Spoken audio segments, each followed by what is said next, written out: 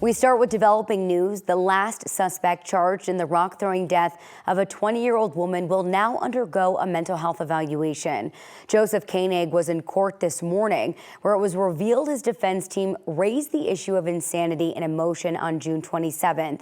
The judge ruled the defense could move forward and ordered that Koenig undergo a mental health evaluation at a facility chosen by the Colorado Mental Health Hospital in Pueblo. Koenig is the last of 3 teens charged in the death of 20-year-old Alexa Bartel. She died after a rock was thrown through her windshield near the Rocky Flat National Wildlife Refuge in April of last year. Koenig's trial dates were vacated because of the mental health evaluation. The other 2 teens have already pleaded. Nicholas Karolchik pleaded guilty in May to second-degree murder, attempted first-degree murder, and a crime of violence sentence enhancer. Zachary Crack pleaded guilty to first-degree assault, second-degree assault, and attempted second-degree assault. Both were set to be sentenced in September after Koenig's trial. Koenig's new trial dates will not be set until after the court receives the results of his mental health evaluation. He is facing a first-degree murder charge and additional charges related to other incidents that prosecutors claim he was involved in prior to Bartel's death. At least 7 people are dead after Hurricane Beryl hit Texas. Police there say 2 people died after trees fell on their homes in separate incidents in Houston.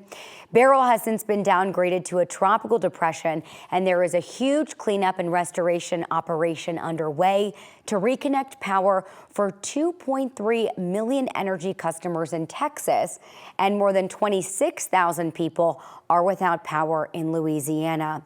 And today's conditions are dangerous in Texas because of those power outages. A heat advisory is in place for southeast Texas. The forecast is calling for high temperatures to reach the lower 90s. However, the heat indices, or the feels like temperatures, could reach as high as 105 degrees. And of course, no power means many Texans are dealing with sweltering heat and no air conditioning. Really tough conditions there. We want to take a live look outside across Colorado today. We are not near as hot as Texas is right now, but that heat is headed our way later this week, with several days possible at or around 100 degrees. Joining me to break it all down, meteorologist Corey Reppenhagen. Corey, hundreds. That is not your kind of weather, my friend. No, I'm not a big fan of that. Some people don't mind the heat, but this is pretty serious heat, though. It is. The heat wave that's coming this weekend probably have altered some people's plans, and if you haven't, you might want to consider altering plans for this weekend because it's high impact and it's pretty serious heat. Let's take a look outside right now. Today, only 90 degrees today in the Denver area, so it's weird to say, but that's kind of one of the cooler days of the week. You see a mix of clouds and sunshine across the Denver metro area, and those clouds will stick around today, but I think we'll still be making our way towards the 90-degree mark. We're already up into the 80s for most of the area, 83 here at the 9 News Studios in downtown Denver. Here's the Denver forecast going through the day here. You see a lot of clouds here. We've got some moisture moving into the area, but I don't have any raindrop icons on here for you because the chances of getting measurable rain are actually below 10%. Here is the forecast for today. I think a lot of the area just touches 90 degrees as we go through the day here. Mostly described as an upper 80 degree day, but we should touch 90 briefly. So we'll talk about that sunny Tuesday coming up in the forecast, isolated rain chances. We'll talk about the heat wave 5 days in a row where we'll be in the upper 90s at least, and we could hit 100 degrees multiple times during this heat wave. And unfortunately, the heat wave also comes with a dry trend, very low rain chances over the next 7 days. I'll be talking about that in the forecast. Erica? Corey, thank you so much. The U.S. Forest Service says fire crews have the Coulson Gulch fire burning just west of Button Rock Reservoir in Boulder County fully contained.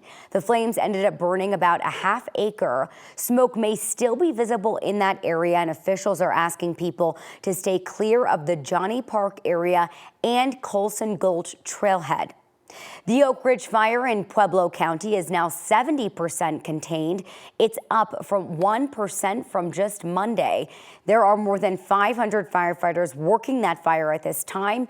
It's burned more than 1,300 acres after lightning started it. With containment growing, the Pueblo County Sheriff's Office has lifted pre-evacuation orders for people living in that area. A new evacuation order has been issued for parts of Central California threatened by the lake fire. It grew to more than 21,000 acres last night, and it's only at 8% containment right now. A new evacuation order has been issued for 3 different areas near the fire. The wildfires started last Friday afternoon. New this noon, it's been almost a year since a fourplex exploded on Lincoln Street, and it's been untouched ever since. Now, News reporter Brianna Fernandez has been following the story since the very beginning and has the latest on the progress. Denver City officials tell me a permit has finally been approved to demolish this building right along Lincoln Street, and it's really been an eyesore for a lot of folks, neighbors, businesses, and then those who drive along Lincoln Street. So take a look at your screen right now. This is a side-by-side picture of when the fourplex exploded back on August 10th of last year, and video from earlier this week. A lot of rubble still sitting here, and the changes we've noticed is a tarp placed on the right side of the fourplex, plus a large crane in the back of the building, and it's there to remove half of what was left on the second floor. So the property owner hired a contractor and submitted that demolition application earlier this year. And according to the deputy building official, Dennis Schultz, that application was in the hands of several agencies. Some of those include the state, DOTI, Public Works, as well as Forestry. So it's taken a while to get it approved and signed off by every agency involved. It definitely has been a while. I haven't really seen much of anything. The only thing that I've noticed is that they keep updating the fence because people keep graffitiing on it, which I think is kind of funny that the house is still there destroyed, but they're more focused on changing the fence because of the graffiti. Now, Denver Fire has not announced exactly what caused this explosion. As for the contractors, ASR Company, they're the ones here working on the demolition. I have reached out, sent several emails and phone calls to see exactly when this lot will be empty, but I have yet to hear back. For now, I'm in Denver, Brianna Fernandez for 9 News. Brianna, thank you. Aurora City leaders turned down the chance to apologize to the family of Kylan Lewis. Now protesters say they will come back to the next city council meeting to continue their demand for justice. Lewis was unarmed with a phone in his hand when he was shot and killed by Aurora police back in May. There was a resolution in last night's agenda to apologize to the family, but council members voted 8-2 to remove it. When that vote came down, protesters took over the meeting. Family and friends of Lewis, along with supporters, chanted over the Aurora council meeting. The council and mayor then left the room to convene in private. The 2 council members who voted for the apology came back to hear supporters' concerns about the way Lewis died. After the council meeting ended, Allison Combs, who proposed the apology, said there were 2 reasons her colleagues voted down the resolution. First of all, people would have had to spend their time listening to the community, and they didn't want to do that. And second of all, what I was told by my colleagues is that having this resolution at all was divisive. That if they voted no, that was going to make the community even more upset, and that I should have just not brought it to begin with. Protesters say they will do what they can to keep Lewis's memory alive. They say they plan to go to Aurora's next council meeting, which is in 2 weeks on July 22nd. And